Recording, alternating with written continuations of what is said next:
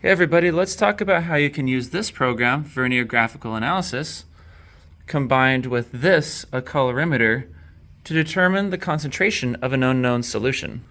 Consider these 5 solutions right here. They are all the same chemical, copper 2 sulfate, and you'll notice that some of them, such as this one on the right, is darker than the one next to it, right here.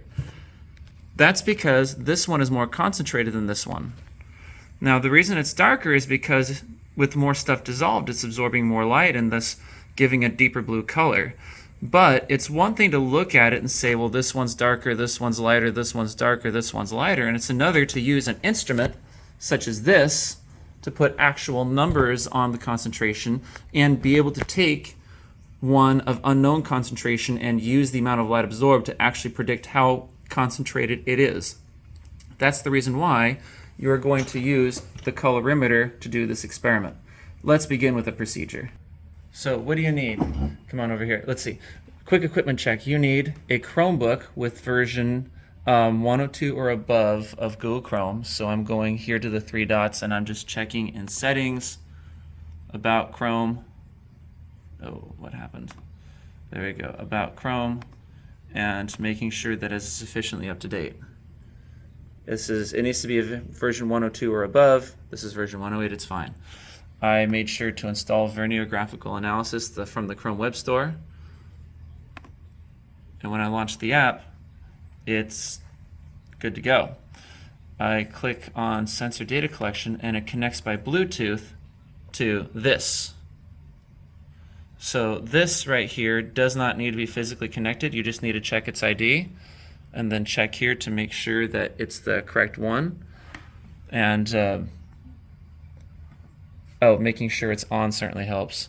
So I just switched it on and then it should show up here on the list. There it is.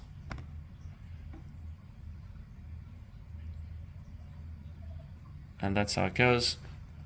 You'll be starting this with 635 nanometer, that's red light, because a blue solution is best absorbed by a red light. Connecting to this to the Chromebook is optional. You can. All that does is charge its little battery off of the Chromebook's battery. It does not need the wire to connect, but if so desired, it is possible to connect. And now it's charging the battery and still connected, the same as it was before. Okay, so onward. The other stuff you need for this lab, you will need a 250 milliliter beaker to make your stock solution. Smaller beakers will work as long as it's 50 milliliters or above. You will need this to measure the water for your stock solution, a 100 milliliter graduated cylinder. You will need this to measure your different dilutions, which is a 10 milliliter graduated cylinder. You will need 7 cuvettes, one for your blank, one for your unknown, and one for each of the 5 known solutions.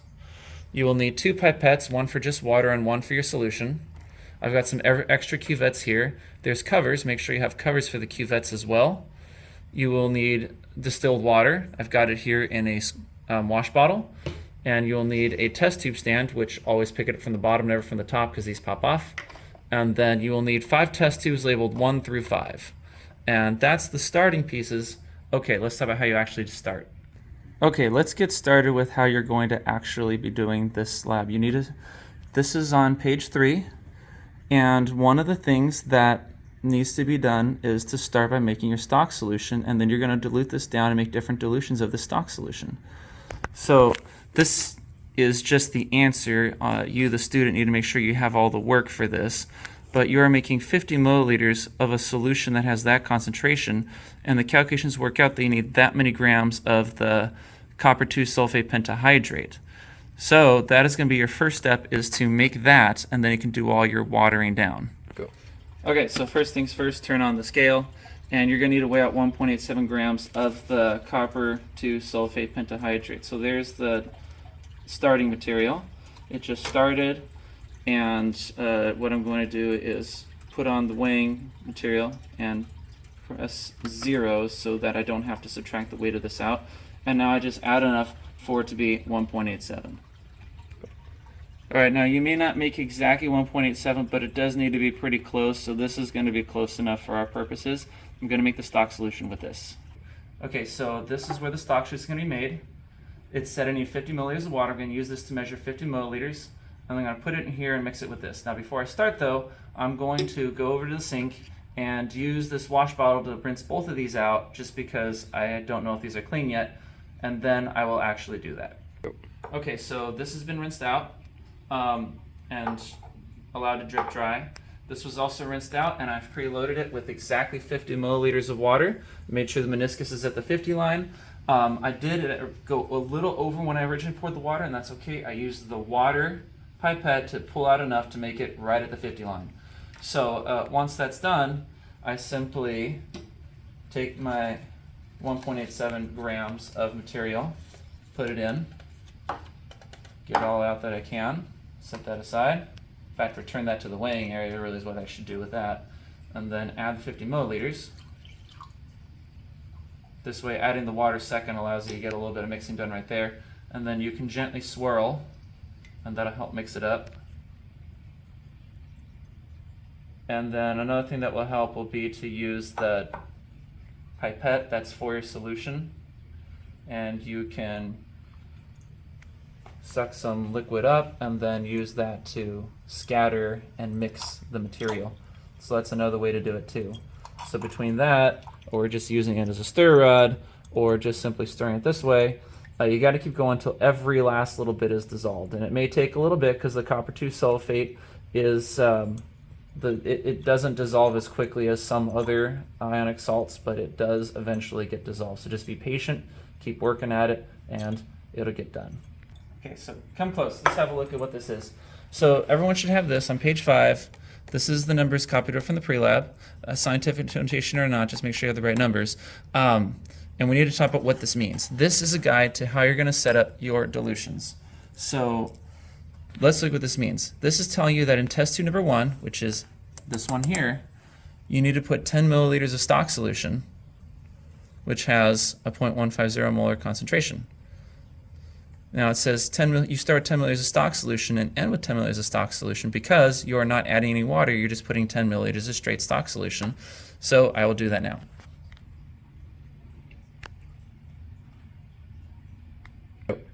Okay, so this is 10 milliliters of stock solution, and it goes into test tube number 1, which I've already rinsed off, as you can see. It's okay if you don't dry it off because it times. So, and it goes. All right, and that's the first one, and now I'm going to continue with the others. Consider test tube number 2. I'm going to get 3.80 milliliters, and it says 10 here because I'm going to get 3.80 milliliters of stock solution and add enough water to make 10. Okay, so this is 3.80 milliliters of the stock solution, and now I'm going to add enough water to make 10, and there's a couple ways to do this. If you have a container of water, you can use your water pipette to add gently without touching, drip from above, or if you have a wash bottle, you can add water by that, but either way, add till 10. Okay, so that was the 3.8 milliliters, add enough water to make it 10, and there's water in the solutions down there, but that's okay, it'll all get mixed up when I pour it over here to test tube number 2, which was also washed ahead of time.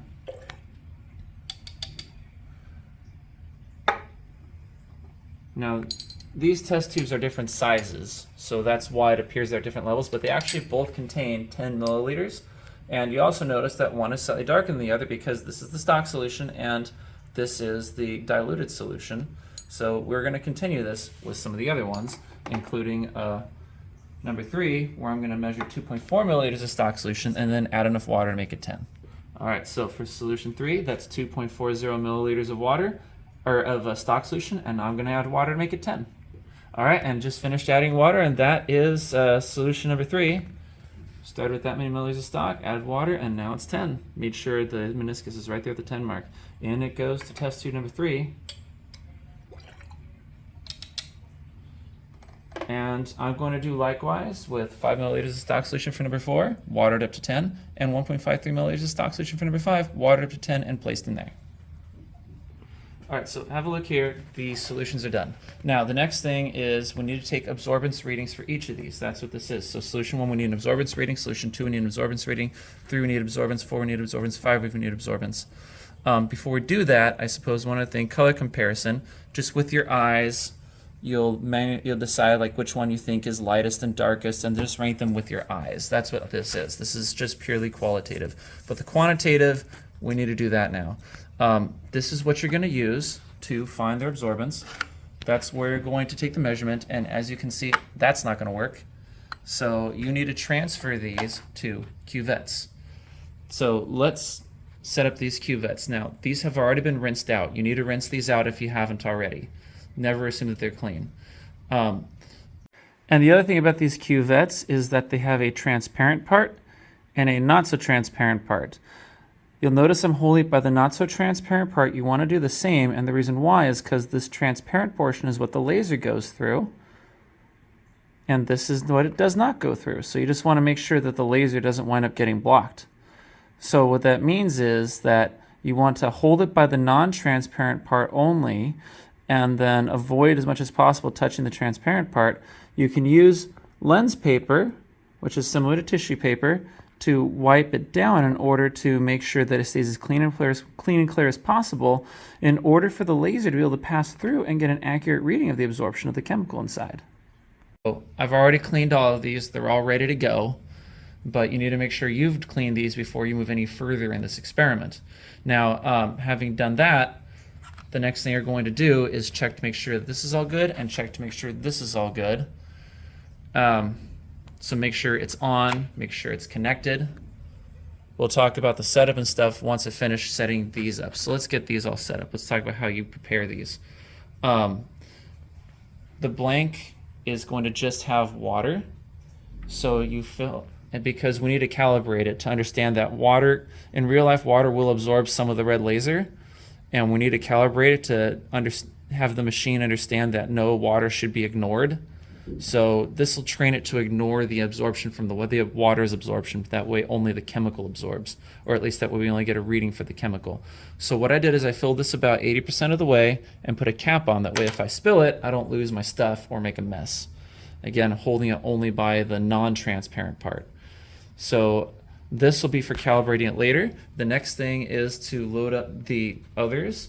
Now you can use the same pipette used for the stock solution for the rest of these. Just make sure to fully empty it between uses, because these now have different concentrations. And you're just going to go through one at a time and get your solution and load it into the appropriate cuvette. And I've got very shaky hands today, so let's, there we go, that's better. And again, make sure that the appropriate cuvette has enough solution in it. If it's not filled enough, then you're going to get a reading of empty plastic. So 75–80% full is what you need. And then notice how I'm completely emptying the cuvette, or I'm completely emptying the dropper. And then now I'm going to get solution 2 and put it in cuvette number 2. I suppose I should have capped that off first, but I'll do that as soon as I'm done with this one.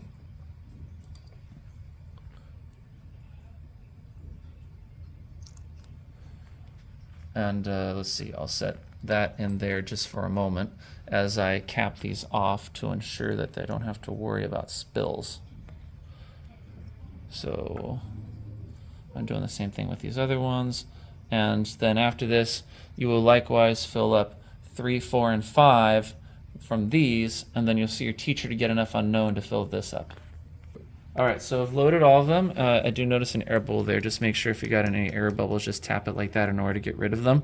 But these are now ready to go, and let's talk about setting up the actual thing. Okay, so now let's get this ready to go. So I'm double checking that it's still connected. Looks like it still is. It matches, good, because these connect by Bluetooth, so you don't want to actually connect to the next groups. This right here tells you that the fact that lights are on tells you it's on. Make sure it's at 635 nanometers. You can change the color because that's like almost a bluish purplish color. We want red. So that's red. Now, in order to get this all ready, let's look here at what you do next. So once you confirm that it's connected, you click done. And then the next thing is to go in here and change some of your settings. Now, optionally, it is kind of nice to have faster readings, so instead of 1/3 of a reading per second, I'll put 3 just because that's kind of arbitrary. But more importantly, instead of time-based, you want event-based. And then because this will makes it so that it will take readings when you want it to. And then this is fine with events with entry because that means it'll take a reading when you want it to. And event name, for the sake of making a nice, easy data graph, let's do this. You're going to type concentration or molarity. So we'll do molarity. Or you could also do the word concentration. Moles per liter. And now you're going to get this. So what's going to happen is every time you take a reading, you're going to manually type in what the molarity of that solution was, and then it'll tell you the absorbance. And this is the data that goes in your data table. We're not doing transmittance, just molarity and absorbance. So here's how you actually go about doing it. Now that we've got all these ready, and you got this thing ready, you open the top, it slides like that, and don't forget, grab by the non-transparent part. This is the blank. Blank means there's nothing but water in there. We need to calibrate it first, so we train it to ignore the water and only pay attention to the chemical. That button, cal, right there, I press calibrate, and I'll know it works because this number here should go to 0. That's why I increased to 3 readings a second so that this will change more quickly. So that's good. Pure water should not be absorbing any of the red laser. It should all be passing through. So I just trained it to ignore the water. So back to here. Out comes the pure water. And I forgot to mention, I oriented it this way. This is the part I touched. This is the clear part, because right here, there's a little arrow that tells you that the laser is going this way. So that's why I made sure the transparent part is lined up with the laser. All right, so that was the blank. Now for the actual first reading. Again, transparent part lined up with the arrow. So this is test tube 1, or rather sample 1, and then I go up here and I click collect. And now it's getting ready to read the data, and then I click keep. And then there's this. So where it says molarity, right here on the paper, test tube 1 contains 1.150 molar solution. So I'm going to type that here, 0.150 molar solution. I don't think it lets me type letters, so that's just the numbers. Keep point. All right, what that means is, look over here, this molarity has an absorbance of 0.31. That's what we did here. All right, so now same thing for number 2. Open it up, remove, grabbing the non-transparent part only, and number 2 goes in, close, and then once again, I'm going to click keep. Different absorbance this time. Looking here, that's not the molarity, that's the stock solution. This is the molarity. So this molarity is what I'm going to type here, 0.057. Oops, I thought I was typing in there. Let's try that again. 0.057, and then keep point. So what that just did was, for this molarity here on this paper right here, the data point said the absorbance is 0.13. Make sure that's a 0. And then let's do the same thing for number 4, sorry, for sample 3.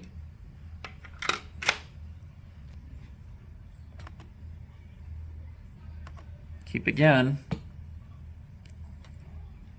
Oops, I made a mistake. So intended to, or forgot to type the 0.036 molarity. And there it is. That's the absorption. So I'm going to write that number here, 0.09.